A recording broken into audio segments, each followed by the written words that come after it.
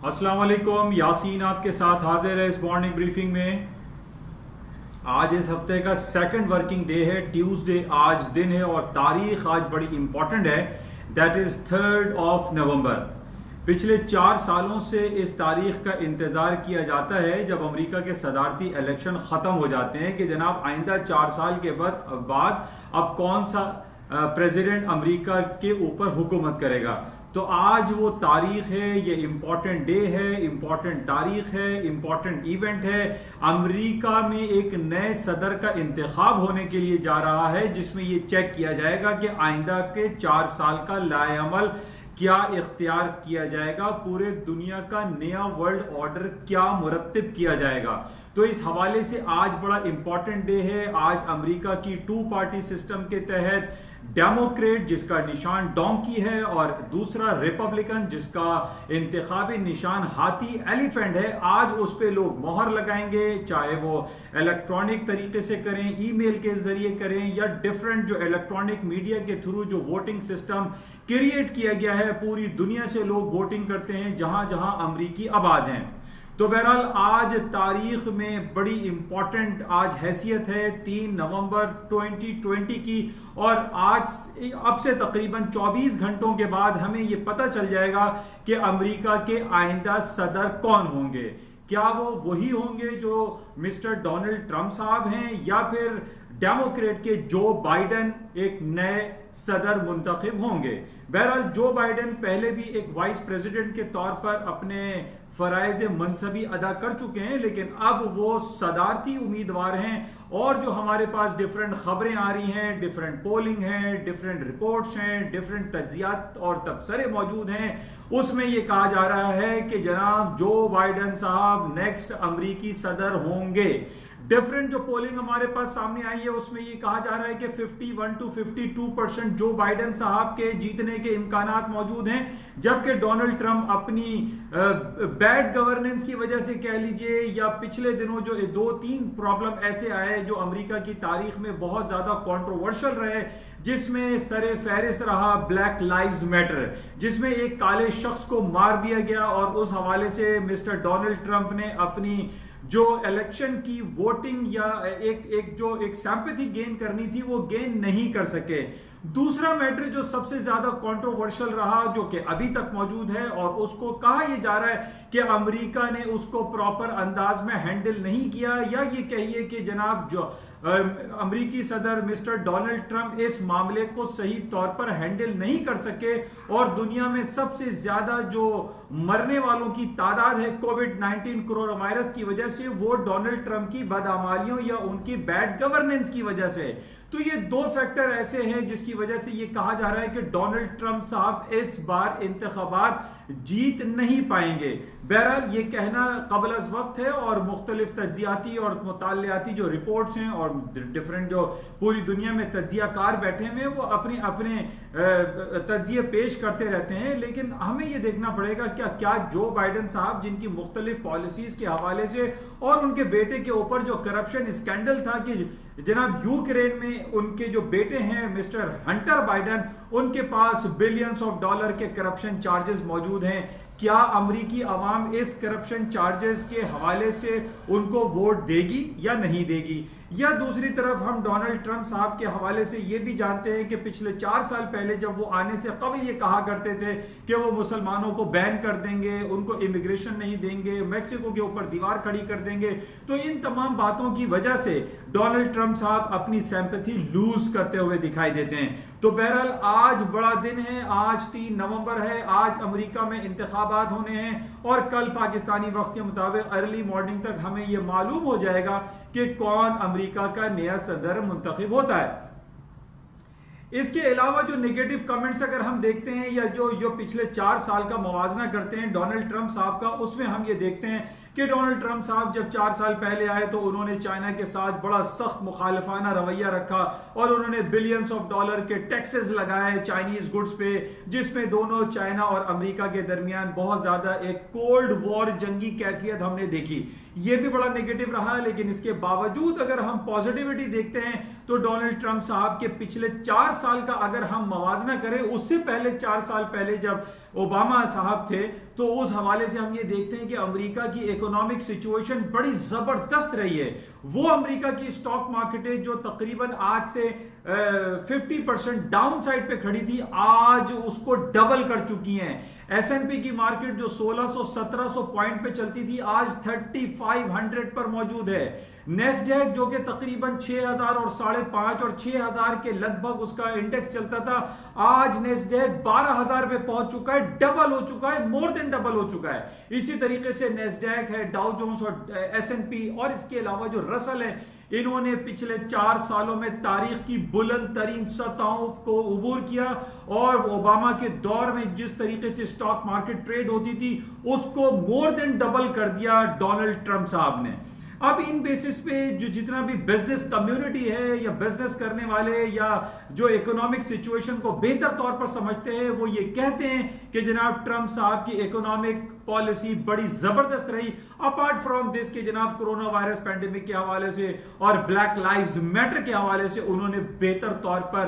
Performance नहीं दी। बहरहाल इसके बावजूद हम ये समझते हैं कि जनाब जो तज्जियाकार बैठे हुए हैं वो माइट पॉसिबल गलत भी साबित हो सकते हैं, क्योंकि अगर हम तमाम हालात और वाकयात का जायजा लें तो इकोनॉमिक इस सिचुएशन को लोग ज्यादा गिरदानते हैं रादर देन अदर मैटर्स। तो इकोनॉमिक सिचुएशन ट्रंप साहब के दौर में बड़ी जबरदस्त रही, डबल हो गई। लोगों के माली हालात हम ये कह सकते हैं कि वो बेहतरी की तरफ गए। तो इस बेसिस पे हम ये कह सकते हैं ट्रंप साहब को भी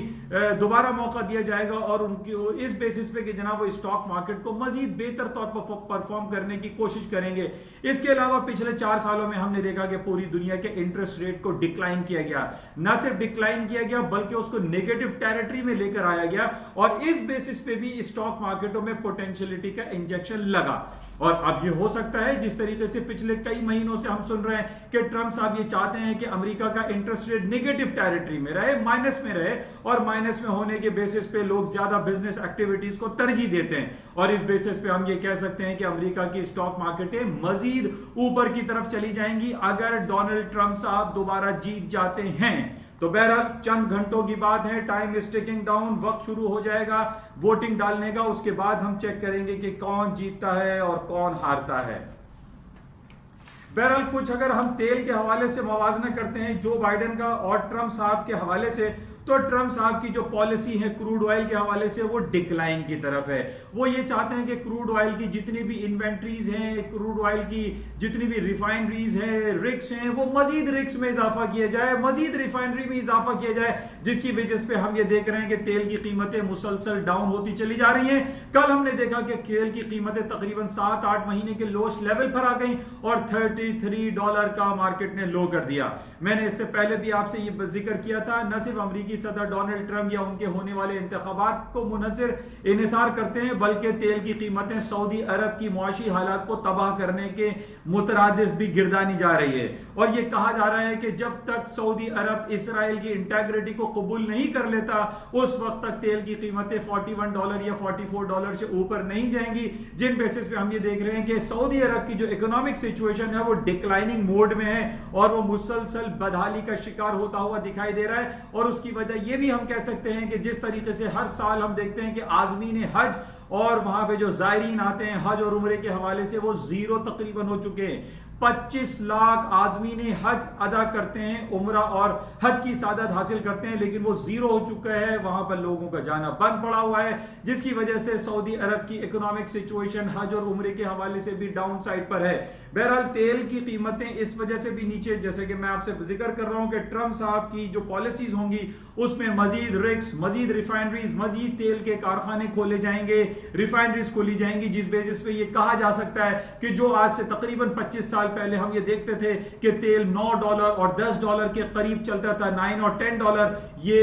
मौका, ये वाकया दोबारा रोनुमा हो सकता है अगर ट्रंप साहब जीत जाते हैं। और इसी के वाइस वर्सा हम ये देख रहे हैं कि जो बाइडेन की जो ऑयल के हवाले से जो पॉलिसी है वो ये कहते हैं कि ऑयल की मजीद रिस्क लगाई जाए, मजीद ऑयल रिफाइनरीज लगाई जाए, तेल की मजीद ड्रिलिंग की जाए, जिस हवाले से हम ये समझते हैं कि जो बाइडेन जब आ जाते हैं, अगर आ जाते हैं तो तेल की कीमतें शूट अप हो जाएंगी। लेकिन apart from these all happenings हम ये समझते हैं कि अमेरिका की जो कांग्रेस है या अमेरिका की जो ब्यूरोक्रेसी है या अमेरिका की जो इंटरनल पॉलिटिक्स है वो कभी भी नहीं चाहेगी कि जनाब तेल की कीमतें ऊपर जाएं जब तक सऊदी अरब इसराइल को तस्लीम नहीं कर लेता।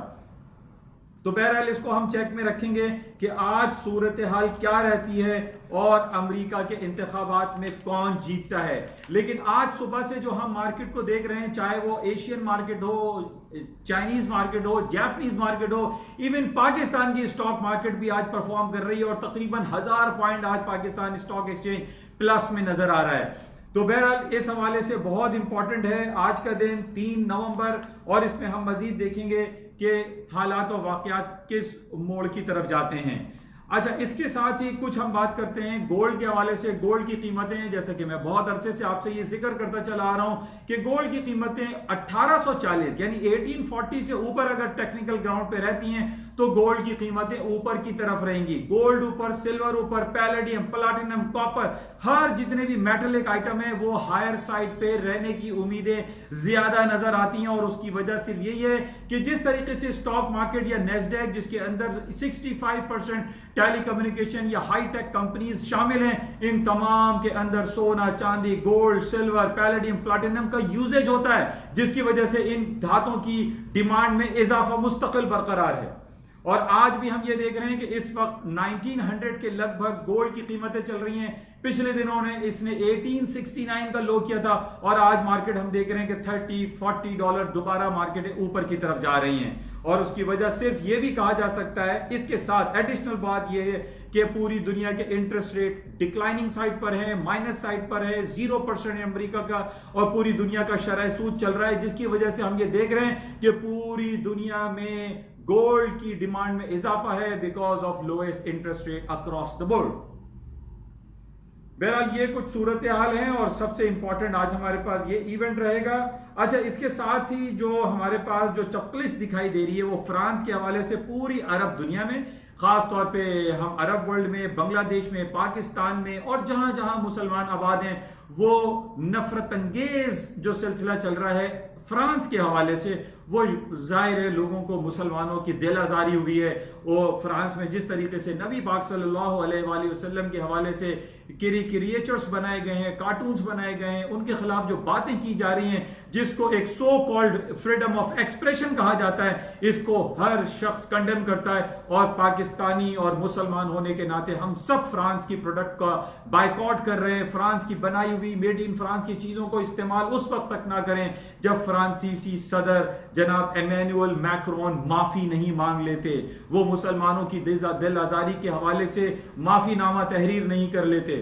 इस वजह से हम ये समझते हैं कि फ्रांस की तमाम प्रोडक्ट को बायकॉट करना चाहिए। और अगर वो माफी नहीं मांगते तो इमरान खान जिस तरह कहा करते हैं कि जनाब फिर हम यहूदियत के खिलाफ, जूडाइज्म के खिलाफ, एंटी सेमिटिज्म के सिलसिले में फिर हम होलोकॉस्ट पर बातें करना शुरू कर देंगे। और हम नहीं चाहते कि होलोकॉस्ट पे बात की जाए, जो back in 1944 second world war में एडोल्फ हिटलर ने जूडाइज्म के खिलाफ जो सिलसिले रवा रखे थे, वह ऐसी कोई सूरत हाल वो बातें की जाए जिससे उनकी दिल आजारी हो। इसलिए हम सब की इस्तेदा है, मुसलमान होने के नाते हमारी इस्तेदा है सदारती फ्रांस के सदारत से कि वो माफी तहरीर करें, माफीनामा लिखें और OIC के प्लेटफॉर्म पे या यूनाइटेड नेशन के प्लेटफॉर्म पे या अरब लीग के प्लेटफॉर्म पर सब लोगों से माफी लिख के दें और ऐसी आइंदा हरकत कभी भी ना हो। बहरहाल ये कुछ खबरें थी जो आपके साथ शेयर की गई। आज हम लेट नाइट भी आपके साथ हाजिर रहेंगे इंशाल्लाह, और देखते हैं कि अमेरिका के इलेक्शन में कौन जीतता है और कौन हारता है, क्या हाथी की जीत होती है या फिर गधे की। तो इंशाल्लाह राब्ते में रहेंगे और देखते हैं आज रात में क्या सिलसिले रहते हैं। उस वक्त के लिए इजाजत दीजिए, जाते हुए आपसे गुजारिश, इस यूट्यूब चैनल जिसका नाम NI ऑन मार्केट है, इसको लाइक करें, शेयर करें और सब्सक्राइब करें with bell icon. Thank you, खुदा हाफिज।